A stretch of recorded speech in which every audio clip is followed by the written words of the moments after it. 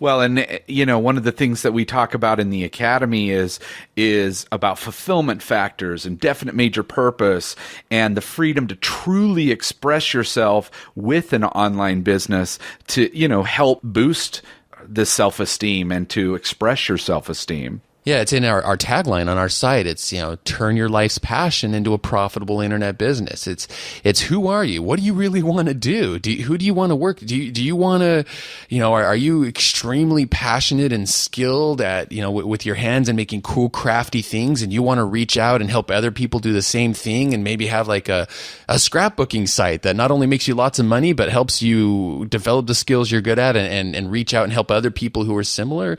Or, are you just going to, so yeah, exactly. That's why it's so crucial. And at the beginning of the academy is that let's figure out what is it that you really want. So then you can go and fully express that in your life and find that freedom and happiness. And, the other thing then with high self-esteem, to finish up the high self-esteem stuff, is that, you would seek the challenge and the stimulation of worthwhile and even sometimes demanding goals. That just goes back to, rather than shying back, you're going to seek the challenge of those things, because you know that when you do challenge yourself, when you do step out, that's when, your self-esteem is strengthened. You find increased freedom. You make more money. You find you're more fulfilled. You find better relationships.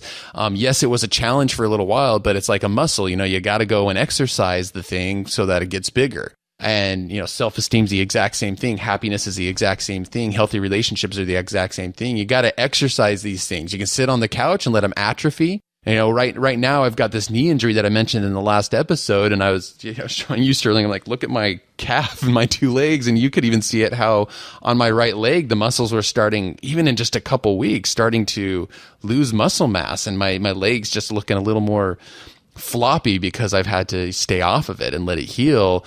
And of course, it's appropriate for me to do that right now. But, if I were to do that too long, what's going to happen is my muscles are just going to, completely lose their strength, lose their flexibility. And I'm, going to lose my ability to walk well with that leg. And it's the exact same thing with self-esteem. I mean, soon enough, I need to start seeking ways to exercise this leg, maybe start swimming with it a little bit, and then eventually, walk on it more.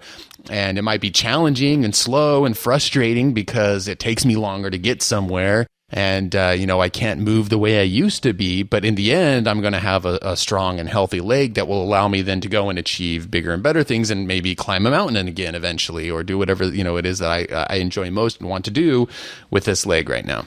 Yeah, and I think the one last thing I want to say about the high self-esteem that I really, really like, and we try and infuse this into Internet Business Mastery, is the having an expectation of success as a result of like who we are and what we do. So like, again, our tagline very much presupposes this. Escape the 9-to-5 and live the lifestyle of your dreams by transforming your life's passion into an extremely profitable internet business. That's all about the expectation of success. The way that's written, it's, finding your fulfillment, being able to, have a mission for helping other people, and being able to profit from it. So we've been talking a little bit abstractly. I mean, we've been trying to give some examples and things, but we talked, okay, here's what self-esteem is. This is kind of what low self-esteem looks like. This is what high self-esteem looks like. Let's try to make this a little more concrete with some conclusions. And this is definitely one conclusion that I think you can draw from self-esteem, both in the studies that we've done, as well as trying to apply this principle in our own life, or in just looking at some of these examples that we've been giving here in this episode. And that is this.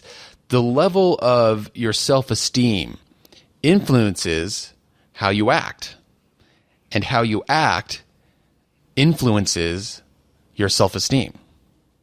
Yeah, I think of it as literally every action I take is either raising or lowering my self-esteem. So I try and stay really, really conscious of every single action. At first, you think of it more. And then I think, once I consciously raise it more, then I unconsciously do high self-esteem actions, if that makes sense. And so it's like taking those actions to raise self-esteem actually perpetuates itself to become unconscious as well. Yeah, I mean, it is a strange chicken or egg thing because, okay, it's like, well, if I have low self-esteem, I'm going to be predisposed to act in a low self-esteem way. And so at some point, I got to start taking those actions, that are indicative of high self-esteem so that then it'll start raising.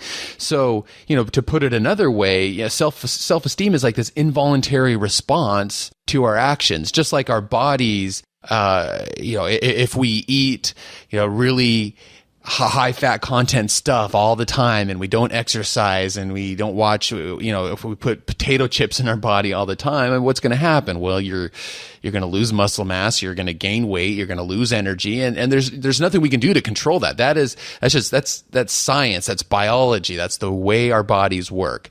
That's an involuntary response to the diet and the exercise that we give to our body.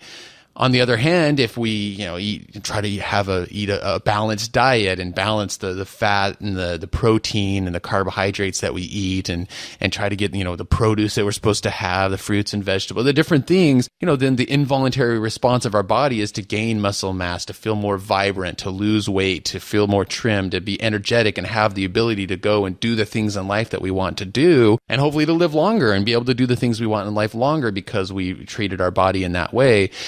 And self-esteem is the exact same thing. By taking certain actions, even though it's, the weight thing, we can take a measuring tape and put it around our stomach, put it around our arms and measure our muscles. Don't remind me. Step on this.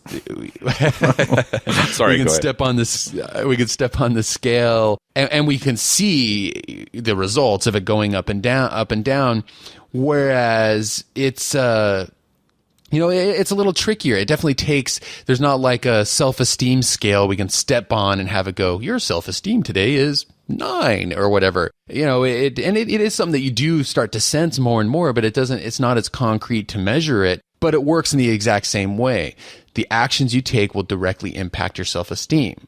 And the self-esteem that you have will directly impact the type of actions that you take in your life. And the actions you take in your life, as we now to draw back to last episode, are what lead to greater fulfillment of purpose, more meaningful relationships in our life, more freedom to do what we want, live where we want, to enjoy life in the way we want, exercise our will in the way we want. And when we do that, we will reach the ultimate goal, which I think we all have, which is happiness. So if you want to look at it as like a roadmap we've been drawing out here, last episode, we kind of projected you all the way to the destination, happiness.